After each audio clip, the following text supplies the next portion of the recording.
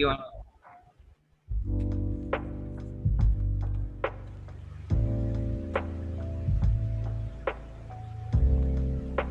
Hi, everyone. This is For We Are Many, and this is our segment on the evolution of Eugene v. Debs following the Pullman strike. Thank you for joining us. My name is Trisha. I'm Rob. We will be your hosts this evening. Indeed. This is a following up of some of the previous history segments that we've done that discussed, the beginnings of the unions and the influence that Eugene Debs had on that. And so we felt that this story deserved more coverage to continue to follow him through his life and his badassery. Seriously. So, just a little reminder for everybody. Well, actually, first of all, I'll tell you what we're going to be talking about today. The Social Democracy of America. Eugene Debs was a key founder in that, which merged into the Social Democratic of America,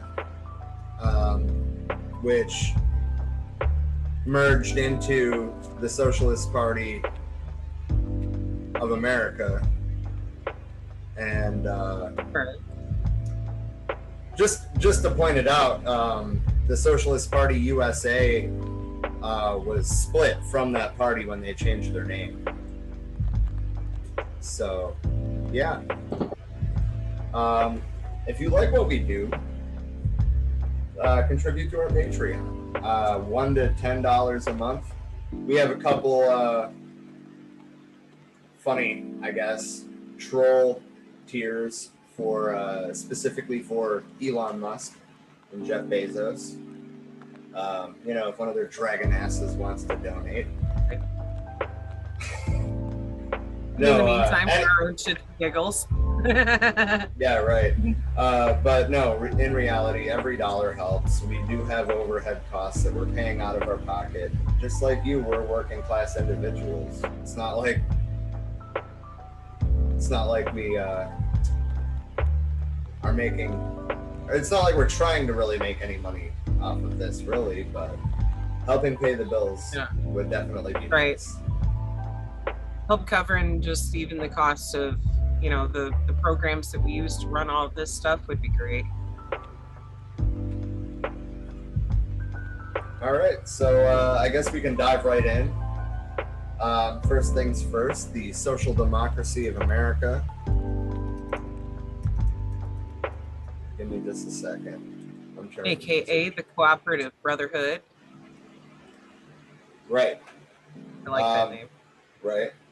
It was a short-lived political party in the U.S. that sought to combine the planting of an intentional community with political action in order to create a socialist society. It was an organizational forerunner of both the Socialist Party of America, which we'll talk about later on, and the Burley Washington Cooperative Socialist Colony. I'm gonna have to look into that. Right. Yeah. That's got me curious too. Like, place to take the RV? No. But yeah, the Social Democracy of America was founded June 15th, 1897, and dissolved in 1900 when that split happened and ended up becoming multiple others. It was preceded by the American Railway Union and succeeded by the Cooperative Brotherhood we just mentioned in Social Democratic Party of America. Which we'll also be talking about. And their ideology spans from democratic socialism to utopian socialism, left-wing, obviously. Right. So just a little bit to say on that. The utopian socialism, I mean, we also have to remember that Lenin hadn't written yet.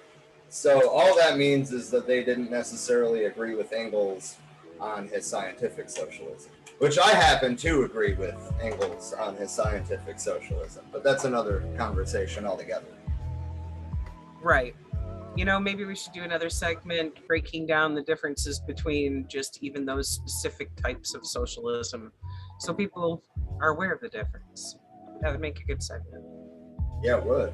I mean, honestly, it'd be kind of a long piece, but if we were to compare like a more broad left wing, cover various forms of anarchism and socialism.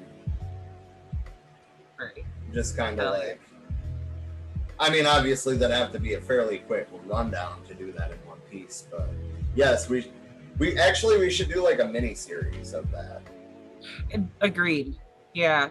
Then we can get into more detail and be able to show the parallels as well as the differences between those ideologies. And where it's applicable, kind of show the evolution. Right. Because I mean that's a big part of what I want to do with, talking about the Paris Commune and then talking about the Communist Manifesto. Or actually, no, I got that backwards. Talking about the Communist Manifesto, which hadn't been released yet, but it was being worked on. And then the Paris Commune happened, right? So that heavily influenced the book. Yeah. But that's what Marx and Lenin referred to as the dictatorship of the proletariat. Precisely. And people misunderstand that because of the use of the word dictatorship in the term, but it literally means that the power is now in the hands of a proletariat, as in the people, instead of in the hands of one or a few people, that we are then dictating our own path, not having it told to us, being trained into it, because that's the only way to psychologically condition somebody to put up with capitalism. Anyway, that could be a whole nother fucking rant. Yes, it could. Very long. Yeah, it really could. But so we recently did a piece on the story. I'm sorry, I thought you were done. Go ahead. I'm pretty sure you're probably about to say roughly the same thing I was. That last week we were talking about the Pullman strike. Yeah. And this picks up right where that left off after he got jailed for that. So. Yep.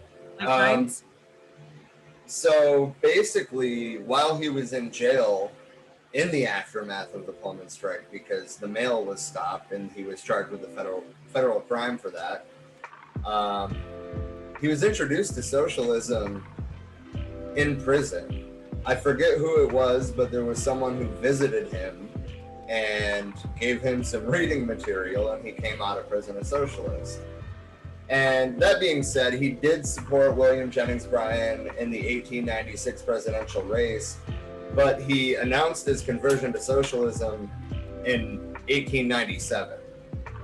In June 1897, he held a convention of the American Railway Union in Chicago, where it was decided to merge the ARU with a faction of the Brotherhood of the Cooperative Commonwealth and other elements to create a new organization, the Social Democracy of America. The paper of the ARU, Railway Times, was retitled to become the official organ of the new organization, the Social Democrat. The convention establishing the SDA was opened on June 15, 1897, in Ulix Hall in Chicago, the former headquarters of the ATW during the Pullman strike. The session was attended by 118 delegates, predominantly from the Midwest and Western United States. The keynote address to the convention was delivered by Eugene Debs. Among the elements that joined in forming the new party was a faction of independent Midwestern socialists centered around Victor Berger. This mainly German-American group kept up a loosely organized social demokratischer. I don't know, Verein. Don't know if I destroyed that pronunciation or not, but maybe. And published the oldest socialist daily in the country, the Milwaukee Vorwärts. This tendency emphasized electoral socialism, especially in local politics, in order to appeal to workers on issues of immediate day-to-day importance. Prominent American adherents to this faction included Seymour Stedman and Frederick Heath. While the SDA was being... Jinx. Right? I waited a moment. You didn't start, so I started. Yeah, I know. There was definitely a pause there. You're good. Yeah. While the I'm just SDA thinking of was doing- being... Okay, we're gonna either have to edit this or we're just gonna give everybody. I have a fucked up sense of humor.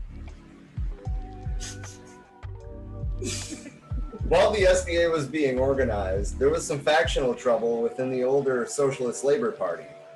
Some elements within the SLP's Jewish membership, concentrated in Manhattan's Lower East Side, had objected to the party's dual unionism policy.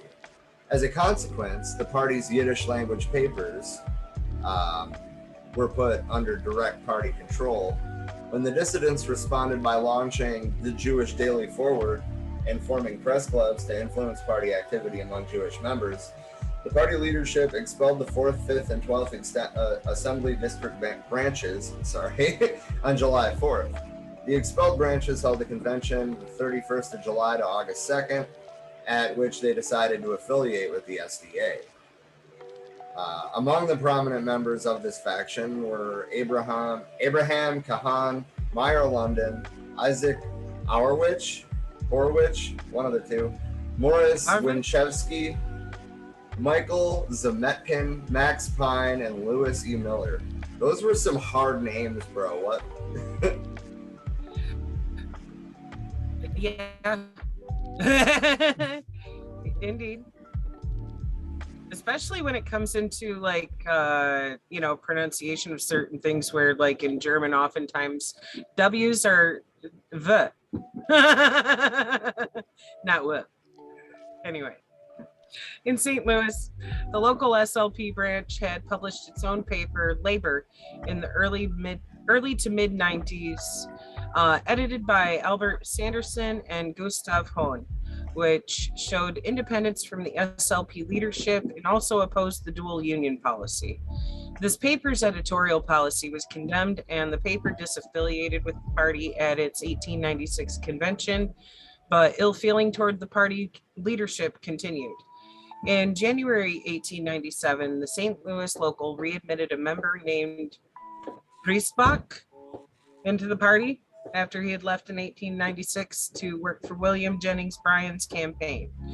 The vote for readmittance was 28 to 24 in Griesbach's favor, which was less than the 2/3 prescribed by the SLP Constitution.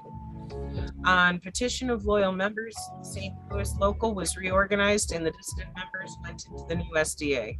This contingent was bolstered in August 1897 when the SDA was joined by the remnants of the Social Democratic Federation, a predominantly German language group headed by Wilhelm Rosenberg, which had split off from the SLP in 1889. From the very beginning, there were divisions in the group between those who saw its main purpose as winning office, introducing socialistic legislation, and those influenced by the BCC idea of trying to socialize a Western state by planting socialist colonies there and eventually taking over its government.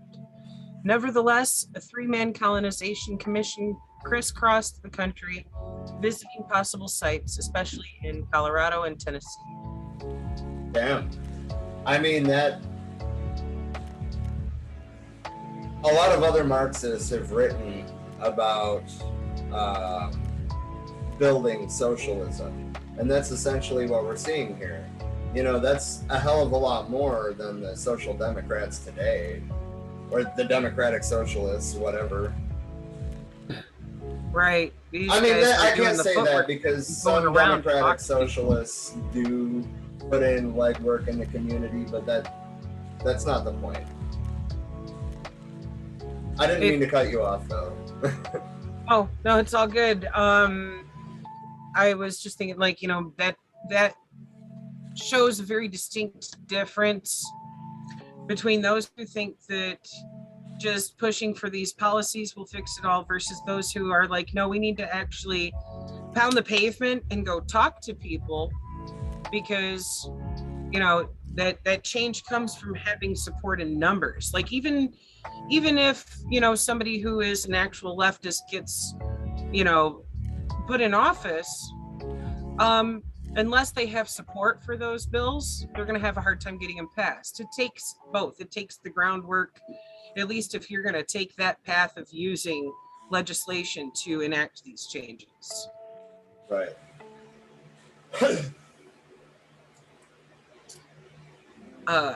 Okay. The SDA began as a Chicago-centric organization. According to the published statement of Secretary Sylvester Collier, during the organization's first month of existence, there were 50 branches established, of which 11 were located within the city of Chicago. Collier also indicated that more than 300 applications for the establishment of new branches had been received in the same period, of which 20 were located in this urban center of the Midwest. Collier also stated that there were another 75 local lodges of the ARU which voted to join the SDA en bloc. By the time the SDA's convention on June 7th, 1898, there was already a great deal of tension between the colonizationists and political actionists, the latter group accusing the former of trying to pack the convention with delegates from recently formed paper branches in the Chicago area. The divisions came to a head on June 10th when the convention heard the reports of its platform committee. The majority report, presented by Victor Berger and Margaret Hale, recommended the abandonment of the colonization scheme. The minority report, written by John F. Lloyd, but read to the convention by J.S. Ingalls, favored the two-pronged approach adopted a year earlier. The platform question caused long and bitter debate, lasting until 2 a.m. the next morning when a roll call vote showed 53 for the colonization platform and 37 against. With the defeat of the political action platform, Isaac Auerwich led a walkout of the minority to Revere House across the street, where the dissidents founded the Social Democratic Party of America, and which in 1901 would merge with other groups to become the Socialist Party of America. That's kind of the evolution we're discussing today, generally. Right. The majority attempted to carry out their colonization scheme, and they published 3 more issues of the Social Democrat, but financial difficulties made them halt the 4th issue while in type.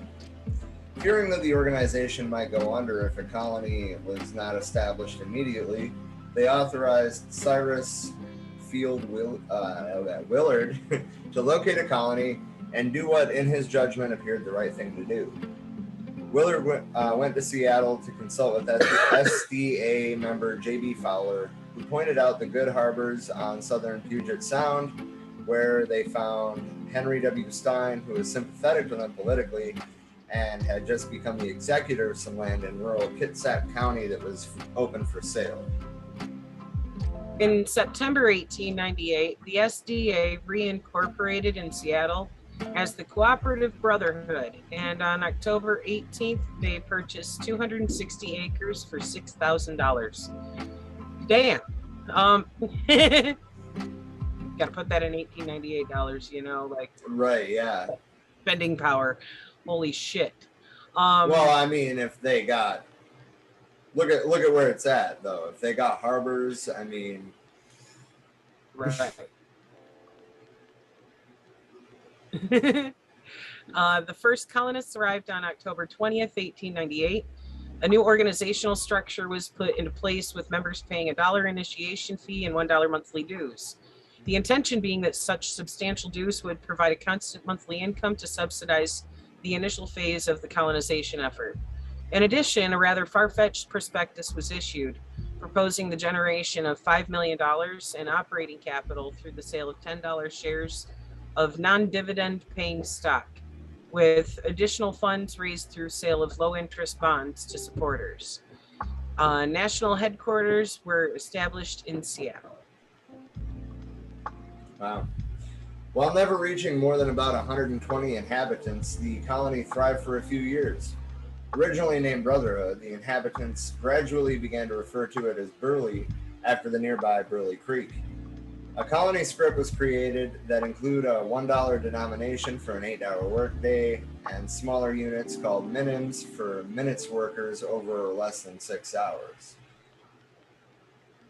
Circle City was the informal name of a group of buildings near the water. The colony subsisted on agriculture, fishing, and logging. They also made income selling cigars, jams, subscriptions of its magazines, and membership in the BC. It also rented out use of its mill and rooms in its Commonwealth Hotel for visitors. Colonization Commission Secretary Willard, who initially led the Washington colonization effort, departed in 1899 to join a Theosophist colony in Point Loma, California.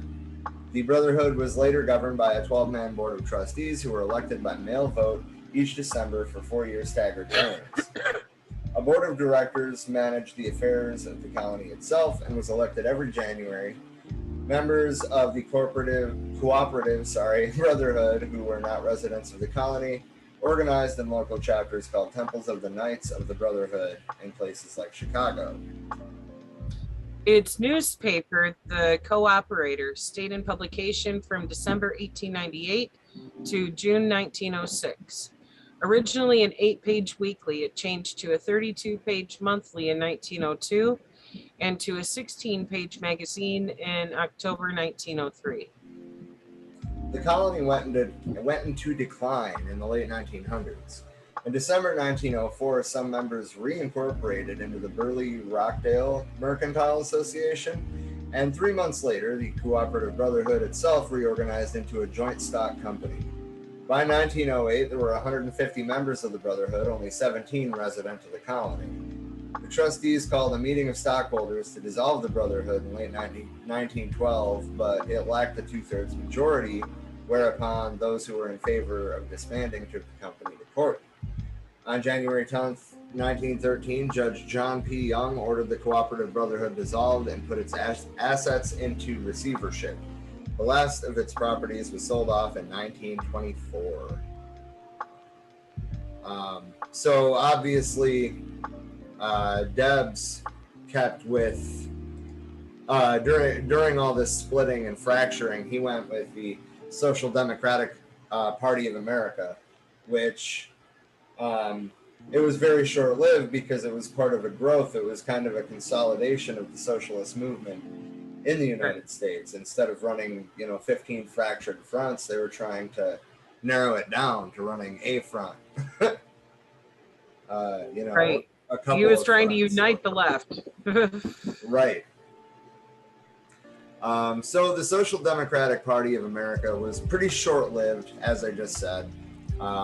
Officially, it lasted about 3 years, but from the time when the Social Democracy of America was disbanded to the dissolution was a couple of years. 3 years. So we're going to talk about the forerunners because we already talked about some of it, but there's other context to add in there. Following the defeat of the Pullman strike, Eugene Debs exhaustively read socialist literature provided to him by Milwaukee publisher Victor L. Berger and other independent socialists.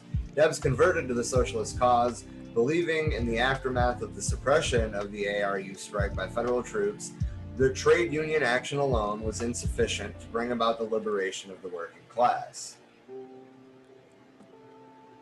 In the same summer, smarting from a failed effort at establishing a socialist community near Tennessee City, Tennessee, publisher Julius Wayland established in Kansas City a new socialist weekly newspaper, Appeal to Reason, eventually moving the operation for financial reasons to a small town in southeastern Kansas called Girard.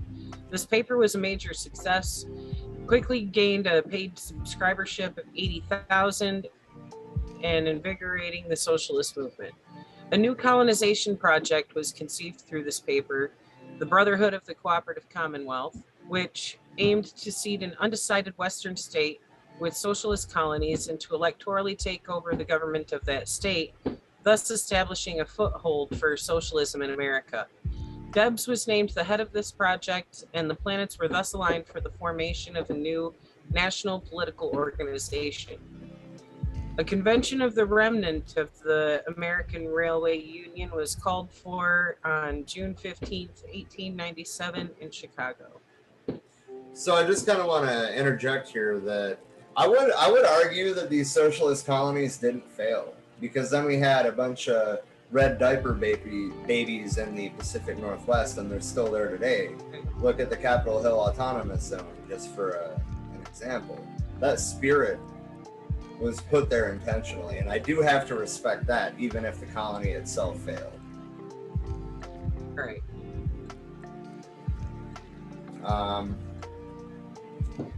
Formation. The convention, which gave birth to the new organization, actually began as a final conclave of the ARU, which opened Tuesday morning, June 15th, 1897, in Handel Hall, Chicago. Director William E. Burns called the meeting to order, and A.B. Adair of the Typographical Union presided. President of the ARU, Eugene V. Debs, delivered an address to the assembled delegates. The first 3 days of the convention were occupied with hearing reports of officers and of committees and closing out the affairs of the ARU. On Friday, June 18th, the organization formally changed its name to the Social Democracy of America and adopted a Declaration of Principles. The convention was then thrown to delegates representing other organizations. Those represented included the Socialist Labor Party, the Socialist Trade and Labor Alliance, the Scandinavian Cooperative League, the Metal Polishers and Buffers Union. Sorry, that one's a funny name, given like modern context. The United Brotherhood of Carpenters and Joiners, the Chicago Labor Union Exchange, and an assortment of other organizations. Hell yeah. So like, we also talked about, we already did a piece on the IWW. Keep in mind, this is before that. This is leading up to that. This is how that was possible. Look at that list of organizations. And Debs was trying to bring all of them together under quote unquote one big union. Right. And have a political party to back it up. I mean, honestly, I think it says a lot to the success of the first Red Scare that it didn't fucking happen. Yeah. But yeah, that's definitely where things were going. And that could have challenged Lenin, if you really think about it. Because Lenin said that electoral politics essentially were a waste of time. And they were like, well, not if you take over the whole damn system. Right. The way that they were using, the steps of colonization to, plant seeds of socialism in various places around the country in order to gain a foothold politically was fucking brilliant. Yeah. And I mean, I think that legacy still lives on today. Right. And it's just like, growing. Hey, somebody found a positive use for colonialism. Well, I mean, it's not colonialism in the sense that, in the capitalist sense, I guess is how I should word it. Right. It's totally different type. They're not, taking over someone else's country. They're strategically planting a foothold in their own. Right. Right. Anyway, the Social Democracy of America initially did not have an official head. Its executive powers were vested in an executive board with a chairman, Eugene V. Debs, merely presiding over the activities of that body. The unit of organization of the Social Democracy was the local branch of at least 5 members. So basically, it was a very bottom-up model, which I would like to point out today. That's what the Green Party and the modern Socialist Party USA are trying to do behind a banner of left unity. This is like literally the type of bottom-up grassroots democracy that Howie Hawkins campaigned on in 2020. Right. Anyway, each of these local branches was to elect a single representative to the state union, the state level governing body. On the first Tuesday in May, all the state unions were to assemble and elect one representative each to the National Council, which was in turn to meet on the first Tuesday in May and elect a 5-member executive board of that, which was to hold office for a term of 1 year. An initiation fee of 25 cents was set and monthly dues pegged at 15 cents per month. Office of the organization was established at 504 Trude Building, corner of Randolph and Wabash Ave, Chicago. The Social Democracy of America proved to be a short-lived and disparate group of Marxists, trade unionists, especially veterans of the ARU, Owenite socialists, populists, and unaffiliated radicals. The party initially sought to establish socialist cooperative colonies. In August 1897, a 3-member colonization committee was established, consisting of Colonel Richard J. Hinton from Washington, Wilfred P. Borland from Bay City, Michigan, and Cyrus Field Willard of Chicago. This trio explored the possibility of establishing a colony to seed the future oh my goodness. Let's try that again. This trio explored the possibility of establishing a colony to seed the future cooperative commonwealth in the Cumberland Plateau of Tennessee. As an associated side project, seems to have made a concrete proposal to the city of Nashville to construct 75 miles of railroad for the city, a project which would put to work the blacklisted and unemployed former members of the ARU and Social Democracy, and helped to build the notion of social ownership of productive capital in a single moment, it was hoped. In addition to the colonizationists who favored concentration of their efforts on building a model economic unit and gaining the achievement of socialism through the power of example, there emerged a political action wing which sought to achieve socialism through political organization and use of the electoral process, starting with concentration on a single state. Colonization scheme failed to materialize by the time of the second convention of the SDA, held in Chicago from June 7th to 11th, 1898, and attended by some 70 delegates. Frederick Heath, the first historian of the movement, recounted the gathering in a 1900 book. Chairman Debs presided. Outwardly, the meeting presented the picture of a pleasing and harmonious gathering, creditable to the socialist movement. Under the surface, however, there was a hostility that meant almost certain rupture. The presence of such well-known anarchists as Ms. Lucy Parsons, wife of one of the victims of the outrageous Haymarket trial, Emma Goldman, common law wife of Berkman, who shot manager Frick at the time of the Homeland Strike, and others, all enlisted under the colonization wing, the members of which were now using the phrases of the anarchists at sneering at political action, showed that a parting of the ways must come. It rapidly developed that the colonization forces had organized to get control of the convention and had even gone to the length of organizing local branches on paper within 3 days before the convention in order to increase its list of delegates and make its control a certainty. These branches had been organized by William Burns and the other members of the National Board, with the exception of Miss, I'm not sure if that's supposed to mean Misters or Mrs. MESSRS, Debs and Collier. In his speech to the convention delivered June 8th, Debs outlined his ideas on the goal of the social democracy and the tactics which the organization had best follow. The mission of social democracy is to awaken the producer to a consciousness that he is a socialist and give him courage by changing his conditions. I have not changed in regard to our procedure. Give me 10,000 men. Wow. Give me 10,000 men, 1,000 in a Western state, with access to the sources of production, and we will change the economic conditions, and we will convince the people of that state, win their hearts and their intelligence. We will lay hold upon the reins of government and plant the flag of socialism on the state house. Fucking A. Colonization Committee delivered a lengthy report detailing the proposed purchase of Colorado gold mine and the establishment of a colony around that operation. This imaginative or hallucinatory plan fanned the sentiments of the party's political actionists, who called themselves the Antis, who found themselves more anxious than ever to disentangle themselves from what they perceived as an unsavory stock-selling scheme. A caucus was held of the anti-faction on the third evening of the convention, at which the group determined to fight the colonization program without compromise.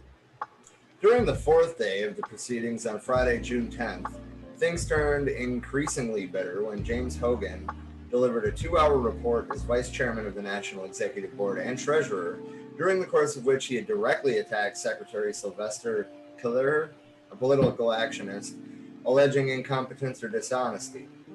The day was absorbed by a bitter debate over the program of the organization, with the main object of division, a minority report put forward by John F. Lloyd on behalf of the colonizationists, disparagingly called the Gold Brick faction by the antis.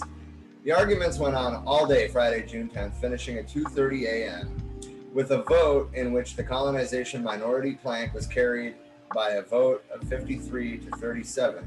The meeting was adjourned and many delegates straggled off the bed, the anti-colonization faction already having decided to depart the organization and establish a political party of their own in the aftermath of the defeat on the colonization issue. The anti-faction gathered in Parlor A of the hotel across the street, where most of them were staying, and in hushed tones continued their discussion until 4 in the morning. June 11th, 1898 marked the conclusion of the convention of the Social Democracy of America, as well as the day that 33 delegates bolted to hold a meeting establishing themselves as the Social Democratic Party of America. So I want to interject to, I guess, the history aspect of it and kind of look at what was being said. What were the aims and objectives of the Social Democratic Party? And Marxist.org has a 2.5-page paper written by Debs in 1899. It was released, so about a year after that happened. But he wrote out a 2.5-page thing directly talking about what they wanted to achieve. So I'll start right at the top. Stated in a sentence, the aim of the social democracy is the collective ownership of the means of production and distribution and the consequent economic equality of every human being on earth. Simple as this statement is, there are thousands of people of average intelligence who seem unable to grasp the import. They construe it to mean all kinds of silly and grotesque things which no socialist dreams of, and which makes socialism seem supremely visionary, if not ridiculous, to so many people. The trouble is not with socialism, but with what these people imagine to be socialism. And we still see that today. He wrote that before the Red Scare. If that's not fucking premonition, I don't know what is. Right. I mean, we're fucking entering a second Red Scare. Third. The second one was after World War II. Oh, you're right. Third. Fuck. Like, it just keeps happening. Every time people start to go, wait a minute, no, I want my rights as a worker to be respected. Out comes the fucking pro-capitalist propaganda and, demonizing anything left of hunting the homeless for sport.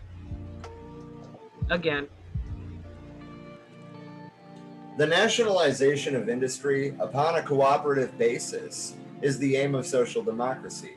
Rent, interest, and profit in every form are to disappear, and with them, the thousands of parasites who have by such means been able to fasten themselves upon industrial society, sap its life currents, and sink into fathomless depths of degradation. About 50 years after this, Mao had an idea of something to do with those parasites. Right. Some great ideas what to do with that. Oh, man. Also, I just got that page to load, so I'm kind of just taking a few excerpts from it as I skim through it. Okay. I'm almost at the bottom now. I'm going to read these last two tiny paragraphs on the last, on page 3. Wealth creation and health creation will go hand in hand. Then there will be ample leisure for every human being, and in such an invigorating mental and moral atmosphere, the human race will unfold and expand in heart and brain and soul. The cooperation of all for the good of all will inspire the love of all, and for the first time since the planet rolled in space, the human race will be civilized. Right. Hope to see that within our lifetime. Holy shit. So do we want to talk about the yeah, I guess we should. It's pretty important. Because there's technically two social democratic parties of America that were operating at the same time, and it seems like they were loosely aligned and they shared a name, but you know, they had different heads and different idealists, so on and so forth. So Right. we're gonna dive a little bit into Chicago's Social Democratic Party first. The political action wing of the Social Democracy bolted the final day of the June 1898 convention of the Social Democracy of America, and instead held their own gathering at Hull House on South Halstead Street, since the gathering was held by a bolting faction of a convention formerly called the Social Democracy of America. Watch the screen. Watch the screen. Boom. Turns into boom. Yeah. I'm sorry, that was really corny. It's okay. Where was I? Oh yeah. Subsequent party histories do not regard this first organizational meeting, rather, as a formal convention, although the party organ established at the same time, the Social Democratic Herald, did consider it as such. The fledgling group issued its organizational platform in the form of a statement of principles on June 11, 1898. In this document, the group categorized socialism as the collective ownership of the means of production for the common good and welfare. Very Maoist, and called upon, prior to Mao, called upon the wage workers and all of those in sympathy with their historical mission to realize a higher civilization, to sever ties with existing conservative capitalist and reformist political parties, and to instead work for the establishment of a system of cooperative production and distribution. The split of the social democracy in America into a colonization organization, on the one hand, and the electorally oriented Social Democratic Party of America, on the other hand, demoralized many American socialists. According to founding member Frederick Heath, the split disheartened many socialists so that the party grew very slowly. It was not until fully a year after the split that the real headway began to be made, outside of a few party strongholds like Massachusetts, Milwaukee, and St. Louis. Political Action faction led by Victor Berger left the party convention and founded the Social Democratic Party as an explicitly socialist alternative to the mainstream parties. Later that year, the Social Democratic Party managed early success when two members of the party were elected to the Massachusetts General Court. The colonizationists had taken the Social Democracy of Americans periodical, Social Democrat, so the Social Democratic Party started a new national publication called the Social Democratic Herald, as if that wouldn't be confusing to readers, during the negotiations for the unity of the Socialist Party of America, which we will get to potentially in a second part of this piece. When it was decided that the party would not publish an official national publication, so the newspaper was sold to the Milwaukee Social Democrats, led by Victor Berger. Membership data on, go ahead. No, go ahead. Okay. Membership data on the organization is scarce. In his official report to the 1900 convention of the party, National Secretary Treasurer Theodore Debs, which I think is Eugene's brother, younger brother, indicated that as of March 1st, 1900, the dues-paying membership of the party was 4,536, participating in 226 active local branches. Of these, the younger Debs brother, there we go, indicated that 985 members and 53 branches had been established during the previous 60 days, implying a significantly lower membership for the years 1898 and 1899. In the 1900 presidential election, Debs stood as the party's presidential candidate and received some 87,000 votes. This was considerably more than the established Socialist Labor Party. And if memory serves right, that was the campaign he ran from prison, right? No, not yet. That's not till the Not Socialist yet. Party of America. Okay. His final presidential run wouldn't be till 1920, but he ran every 4 years, Right. except Okay. for 1916 or 1912. I don't know. There was one election that he missed out of like 12. Right.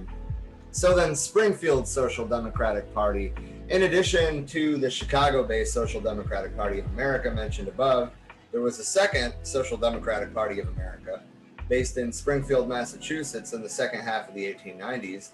The Socialist Labor Party of America was showing signs of growth in size and influence. Divisions arose within the organization over the group's relationship to the American Federation of Labor and the party's internal regime. So I just want to interject real quick to say the American Federation of Labor is also going to be part of a piece that we eventually record, kind of the evolution of, kind of like this is the evolution of one organization into another. I want to do something like that for the AFL and the CIO and the AFL-CIO. Didn't we already do that one? AFL-CIO? I don't think so. No, we talked about it and we started gathering resources for it, but we never got around to filming it. Okay. Well, there's another one to add to the labor history segments. Right. The organization was deeply split between two hostile groups. On one side was a so-called administration faction, represented by the party's national officials such as Henry Kuhn, Henry Vogt, and Lucien Sanial, and the editors and staffs of the official party publications, The People in English and Vorwärts in German. The regular faction included most prominently Daniel de Leon, the editor of The People and the single most influential individual inside the party. Against their continued reign stood an opposition faction centered on the independently owned German language socialist daily, the New Yorker Volkszeitung, Volkszeitung? I don't know. The editor of which was Alexander Jonas. The letter group, I'm sorry, were you going to interject something?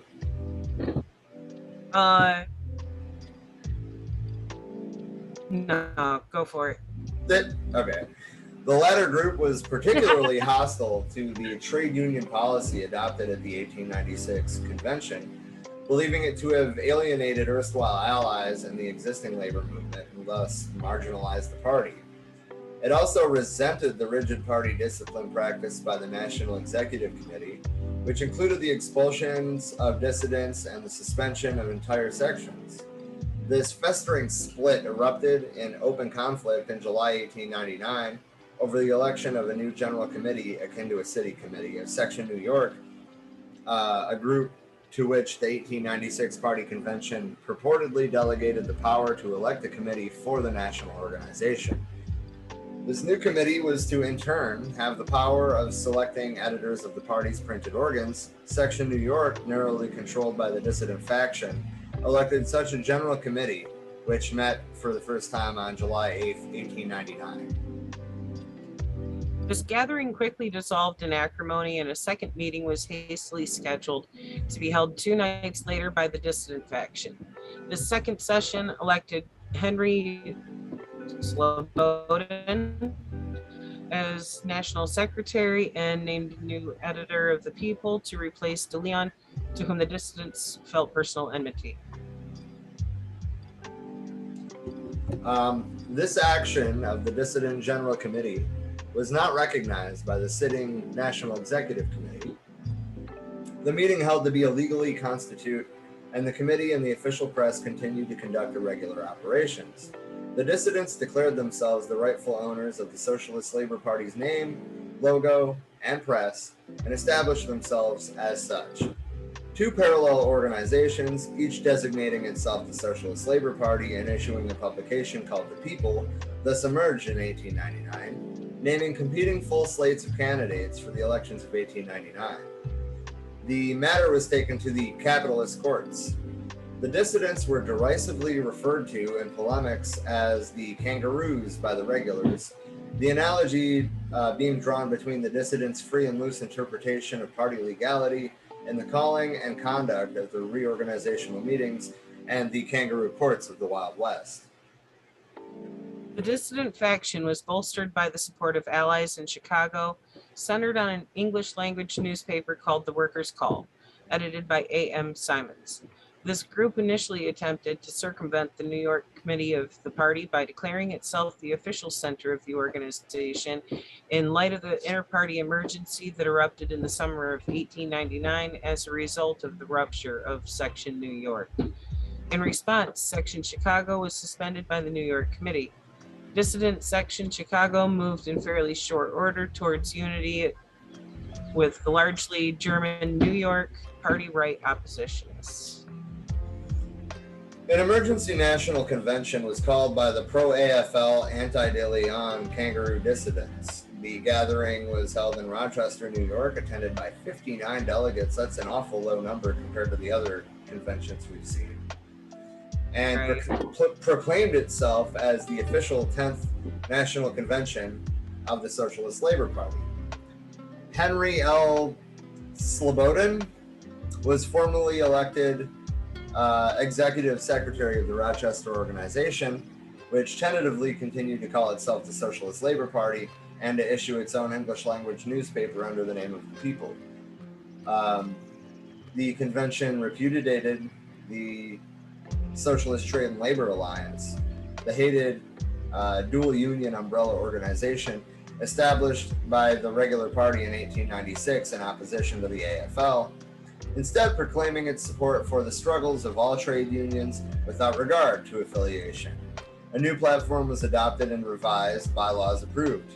The gathering also enacted a resolution calling for unity with the Social Democratic Party and named a Unity Committee, headed by Morris Hillquit, to attend the forthcoming convention of the party and to there make a unity appeal. When the New York courts ruled decisively in favor of the claim of De Leon, Kuhn, and the regulars in the matter of the ownership of the name, logo, and publication of the Socialist Labor Party against the claim of the dissidents, the Rochester group changed the name of their organization to Social Democratic Party of America, anticipating a rapid merger with Berger, Debs, and the Midwestern organization of the same name. The Eastern group established party headquarters in Springfield, Massachusetts, and became known as the Springfield SDP in distinction to the Chicago SDP. According to the report of National Secretary William Butcher, made to the July 1901 convention that established the Socialist Party of America, the Springfield SDP had a paid membership of 5,310 in the continental United States, with another 1,080 members in Puerto Rico, for a total of 6,390 as of January 1st, 1901. A membership of 7,328 in 147 locals was reported by Butcher for the first 6 months of 1901, with another 82 locals failing to report. Wow. And we'll get into the story of how these organizations are tied to the Socialist Party of America and how that evolved into the Socialist Party USA. And at the end of the second piece, we might even, throw in a little bit about the Green Party, considering that they come heavily out of this tradition. Hell yeah. So that being said, once again, check out our Patreon. That's patreon.com/forwearemany. We have $1, $3, $5, and $10 donation levels. Every dollar really does help. Let's see. So we have our current event streams on Monday nights, 8 o'clock Eastern. We have our Revolutionary Left Book Club, which is now over halfway through Bobby Seale's book, Seize the Time, the story of the Black Panther Party. and we've been doing that Thursday nights at 8 o'clock. And our pre-recorded pieces like this one are just kind of sprinkled through, just to try to help everybody, learn where our traditions come from, really. Right. And with this series specifically that we're doing right now, this is incremental in understanding both the fracturing that happens amongst the left and maybe learning from that so we can grow from there and reunite the left that fractured into so many different directions. From what sounds like basically dick measuring of, no, we're the central one. No, we're the central one. Man, it don't matter who's the central organization of the party. What matters is working together, because our strength is in our numbers. I mean, the funny thing is like all the people that just left the SLP that we were just talking about, and all the people that just left and they merged with the Social Democratic Party to create the Socialist Party. Like, that's right. I mean, there were a significant number of them, even though they were the minority at times. There were a significant number of them that favored that approach, the approach of unity. There's no reason that you can't improve people's material conditions through electoral reforms, knowing that that's not enough, knowing that you still need to build socialism under that. Right. That doesn't mean that we shouldn't do one or the other. You have to start somewhere, and part of that is showing people the benefit of working together as a community. And I mean, I can't guarantee it's going to be one of the next pieces because there's so many pieces that I already want to do. But I mean, I think that we should. So, like, we all know about the Russian Revolution, right? Like, we're getting up into where that time is approaching, right? In the story of the Socialist Party of America. And, like, we need to talk about the October Revolution in the Russian Republic. We need to talk about the Communist International in 1919, which led to the formation of the Communist Party USA, because that's kind of crucial in understanding what happened to the Socialist Party of America. A lot of people left the Socialist Party for the Communist Party. Right. And we can talk about why, for that matter, but I don't know when that piece will come out, frankly. We'll get to it. We're building our library of history pieces right now. Right, absolutely.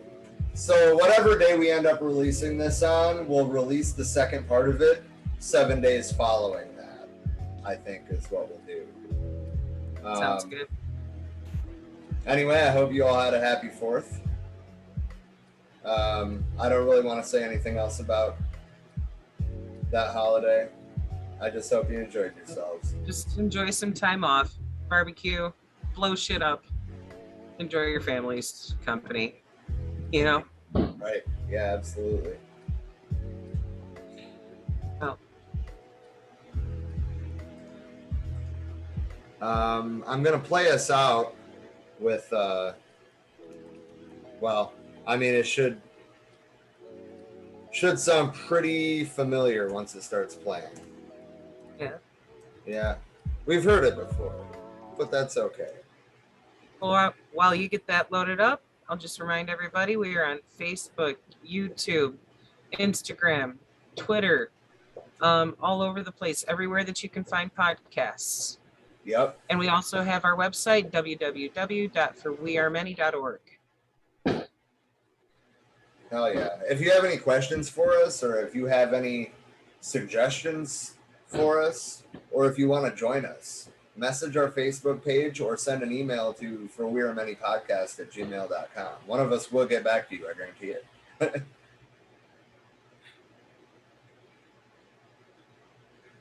Anyway, enjoy your night.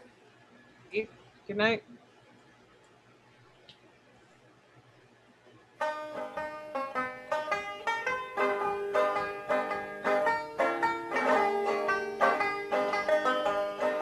Solidarity forever. Solidarity forever. Solidarity forever. For the union made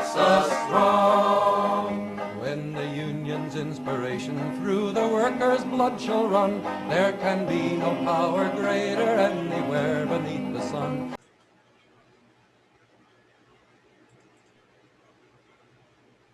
Union makes us strong.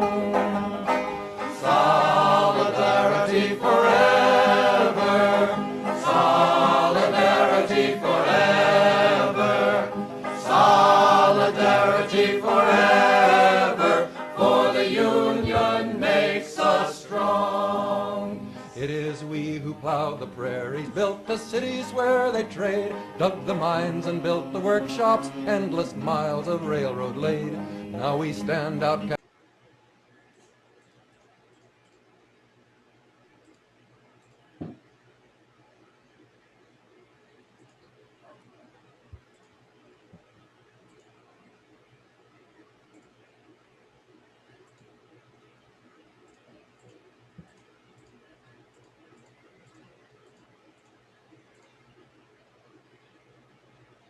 They have taken untold millions that they never toiled to earn, but without our brain and muscle not a single wheel can turn. We can break their haughty power, gain our freedom when we learn that the Union makes us strong.